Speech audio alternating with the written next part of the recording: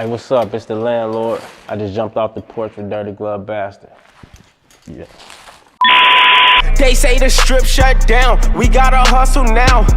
Just tell us where the trees and we gon' cut them down.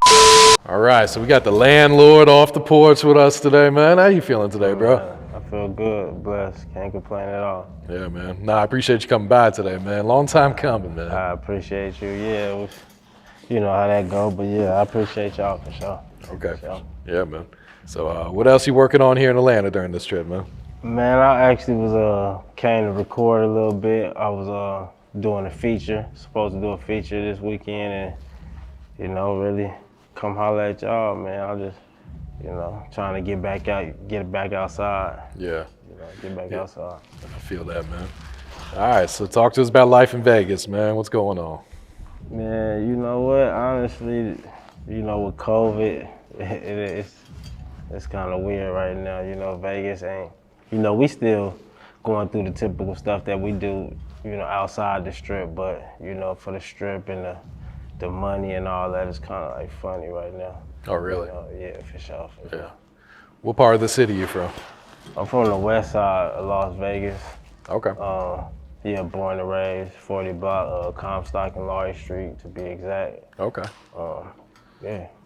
All right. So I think you're the first Vegas native to sit on the porch, man. I've had people that have lived in Vegas, but they didn't grow up in Vegas. So talk to us about your childhood, man. What was that like, being in such a city like Las Vegas, man?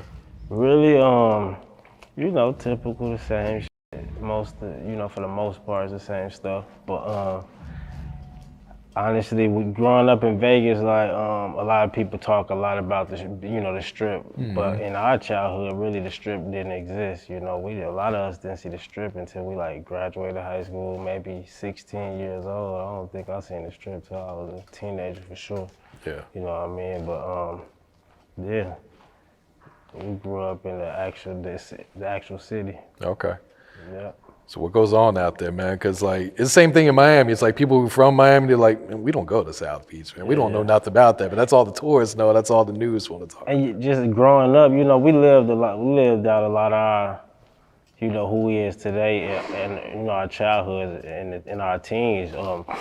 The strip just didn't exist in our teens, but when we grew up, you know, we learned how to benefit from all the people coming. But music was never a thing in Vegas ever, you know, growing up. It just wasn't a thing, you know. We still don't have as many opportunities as, you know, a lot of other cities, but it was zero opportunities back then, you know, growing up for sure.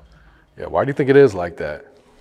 I think the strip being our vocal point and the biggest way to make money, they'll never let nothing get bigger than that. Anything that's threatening to get bigger than that, they'll never let it happen, especially coming from us painting a picture of the city in a certain way, how we, you know, through our eyes, and then the one that they trying to paint on TV, you know what I mean? So anything that threaten that, I'm sure they just gonna continue, though, to smother that. But the music scene is kind of, you know, way bigger than when I first started, you know. I mean, we got people out there now that's starting, you know, they on podcasts and different, you know, outlets to get our music out there. So that's a good thing, though. You know, it's a lot better than it was, for sure. Absolutely, man.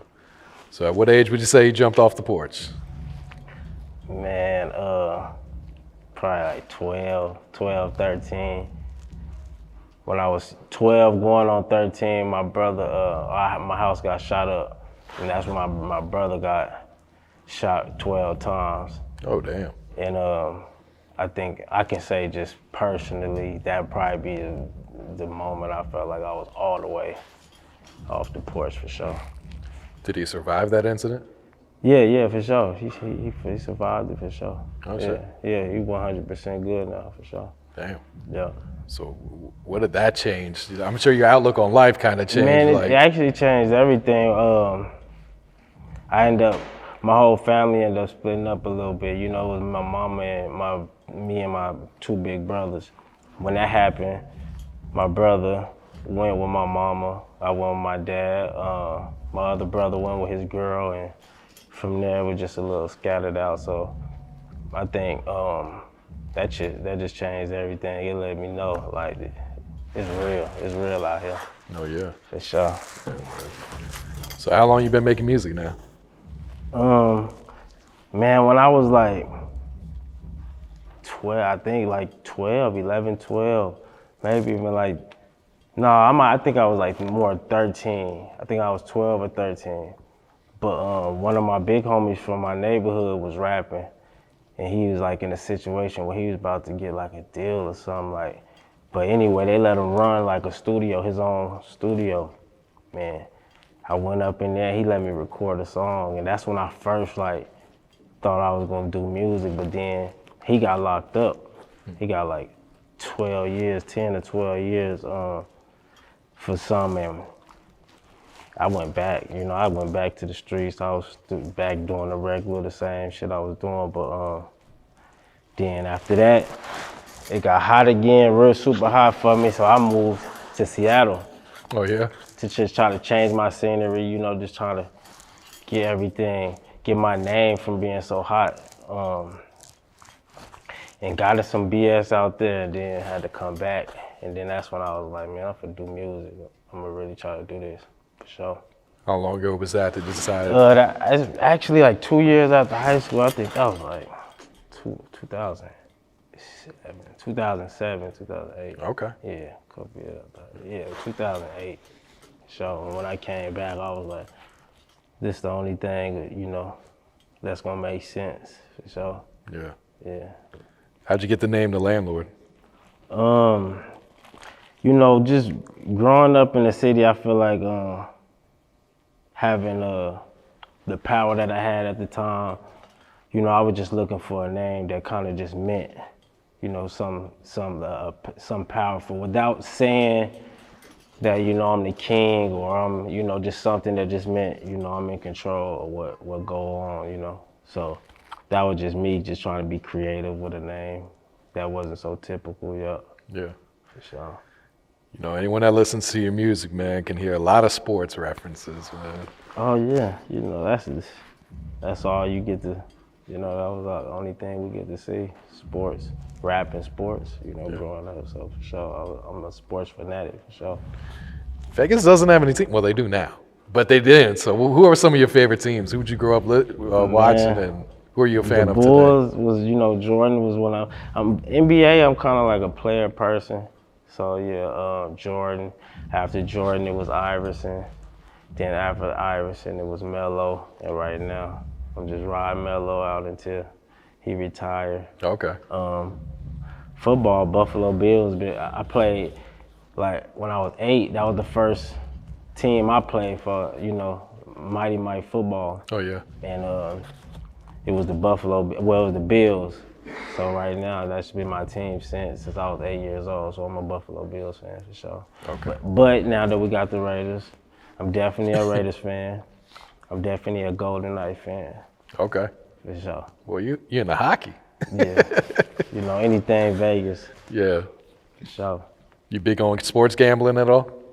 Nah, we get into that young, because it's everywhere in the city, But after a while, you get burnt out on that shit fast, Yeah. for sure. Especially if you're losing, man. Yeah, I gave up that a long time ago too. It's kind of fun watching the game and betting on it, but like I said, being from the city, it's just like the Strip. Like after a while, you get burnt out on that. Like, yeah. I feel that. What's your thoughts on the rap game right now? I think it's lit, actually. Just to be able to watch all these artists change their lives, man, and not even have a song on the radio. I just think like that part of it where you can just get money from 7 different things and it ain't got nothing to do with the radio. It ain't got nothing to do with being on TV. You feel me? I think it's pretty lucrative. I know the COVID kind of slowed a lot of things down, but I think it also made it to where everybody had to sit down, and now you see everybody is business savvy about their career, and I think it's because everybody got to sit down and look like, all right, without these shows, what am I really doing, and how could I make sure I get more money from this or this or this, you know. I think it kind of made people take a step back and get real about their business, you know. Yeah, absolutely. So. You were once signed to Floyd Mayweather, is that right? Yeah, man. Yeah, I was in a situation where, I mean, like I said, again, I'm from Vegas, the land of no opportunities at all. You know what I mean? So I met Floyd on the strip one time, you know. I kind of seen him, he kind of seen me before I seen him. You know, he was like reciting one of my songs out loud, and one of my partners that I was with was like, hey, that's Floyd Mayweather. And like I said, and being in the city, you don't really see or hear about people like, you know, as big as those names is, you know, like the Floyds. So that was just like exciting, super exciting for me.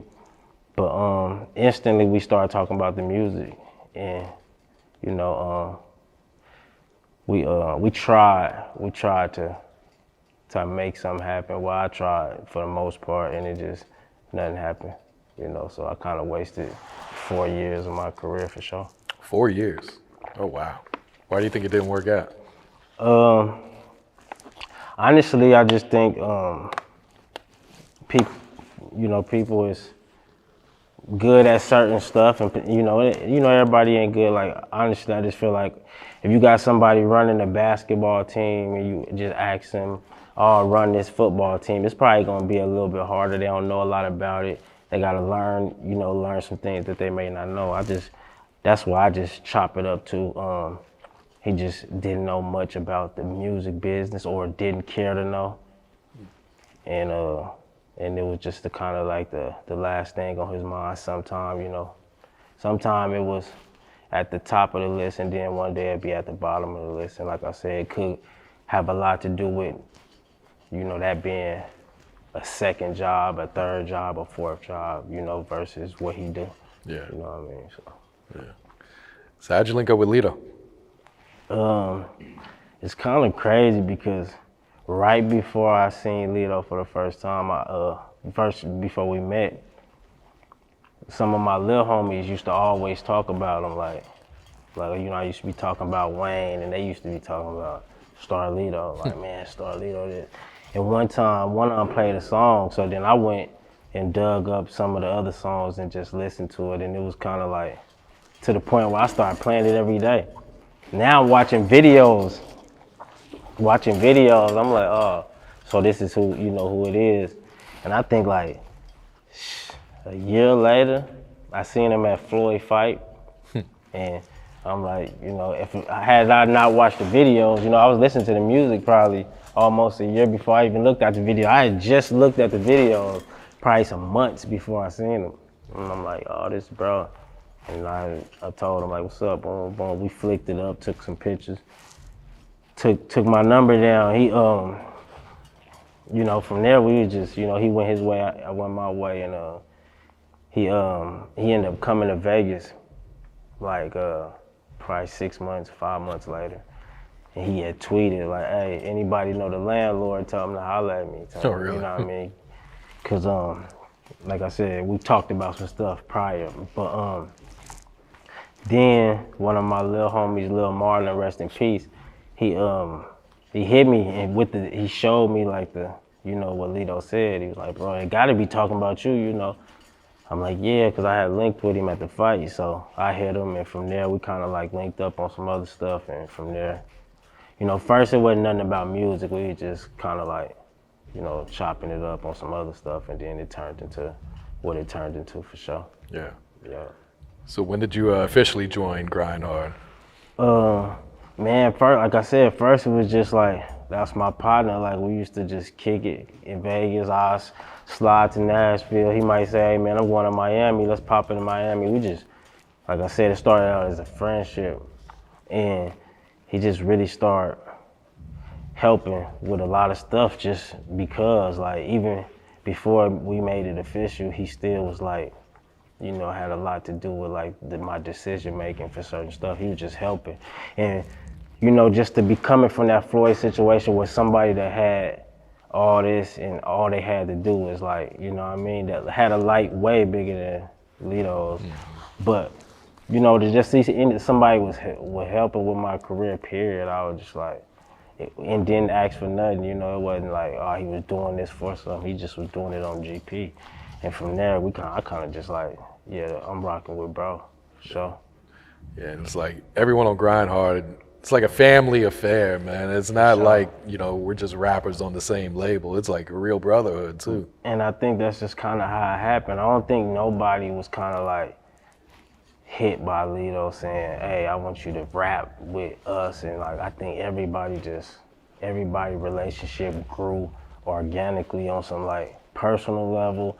You rap, you know, you my dog, this how we rockin' type. I think every relationship started like that, yeah. Yeah. Any chance of getting like a collab album with him? I know he's kind of falling back from the music. Man, it's so crazy because the last time, we came to the studio. We had the studio at the crib, but the last time we was here, not the last time, the time before that, we recorded a lot of songs for an album. Yeah, but then when the corona hit, it just kind of like slowed everything down. But we actually got like 80%, 90% album done, really. Oh shit. Yeah. We need that, man. For sure. What's it been like touring with Grind Hard and everyone? Man, once again, like I said, coming from Vegas, you don't see nothing. You don't really see anything. It's so, you know, like I said, especially musically, they don't really embrace it. Like, we have our people in our community that do, but outside of that, you don't have like other cities where like damn near the whole city is supporting it. So traveling and being able to see people that's a million miles from Las Vegas like actually embrace a song, a line that I said, a video, any of that, it's like, it's real. Yeah. Yeah, it's real. I saw you just got this award for Artist of the Year in Vegas. Yeah, like I said, that's why I said earlier, we actually starting to try to do our own stuff without the help of, you know, the Strip and all of that. They just doing a lot of things, and that was just somebody that did an award show of Vegas, you know, as far as music and producers and all that. Yeah, and I actually won Artist of the Year. That was dope for sure. Were you expecting that? I'm born and raised Vegas. I've been kind of consistent musically since I started, you know, so I ain't surprised at it, yeah.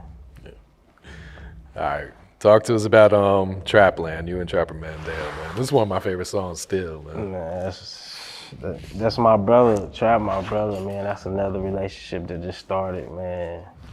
That's my brother. Like, we did that song in Nashville, and it's crazy. We just played a beat, put it up.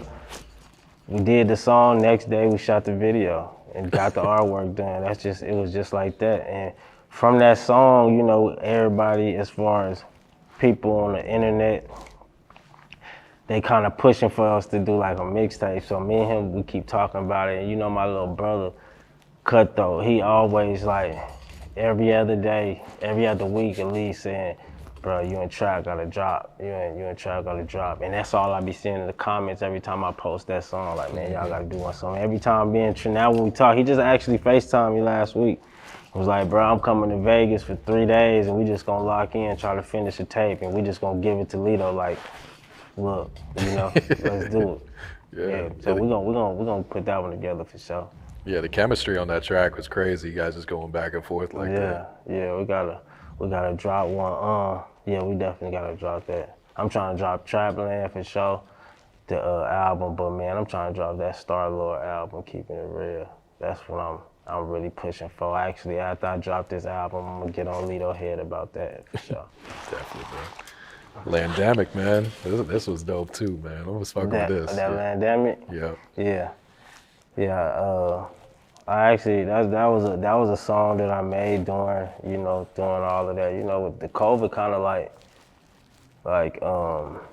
you know, it kind of kill your creativity really when you dealing with the same stuff. You know, not in a good way, just stagnant, not moving. So that was like one of the songs that I just made during that time. So it was, yeah. I enjoyed that one too. That was it. Do you have a title picked out for the next project? I think we're gonna go with Far From Perfect right now. Yeah. Okay. And it's actually like done. You know, we're just doing some of the paperwork side of things, but besides that, yeah, it's done. For sure. Can you explain the title, why you chose that? You know, I just, real life stuff, just going through so many things,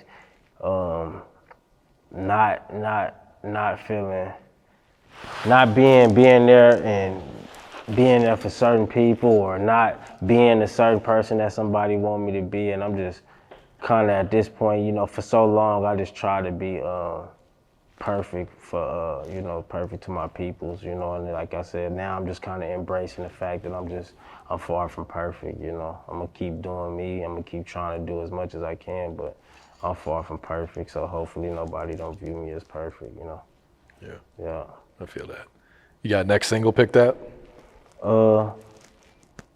Kinda, I don't wanna jump out there with it just yet, cause we still working, we still recording, some might get added last minute, but yeah, I don't wanna drop a name just yet. Okay. Who are some of the producers you've been cooking up with? Man, like I said, that the producer thing is kind of like tricky right now. So you kind of gotta get close to somebody that you actually got chemistry with, because people, they be acting funny with these beats.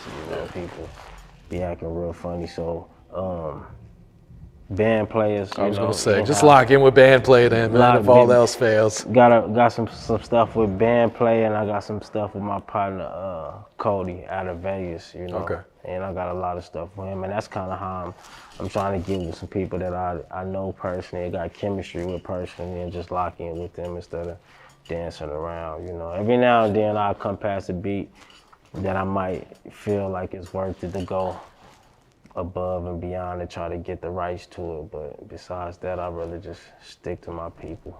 Yeah, I feel that. When do you think it'll drop? I'm hoping, man, less than 30 days. For real, like less than 30 days.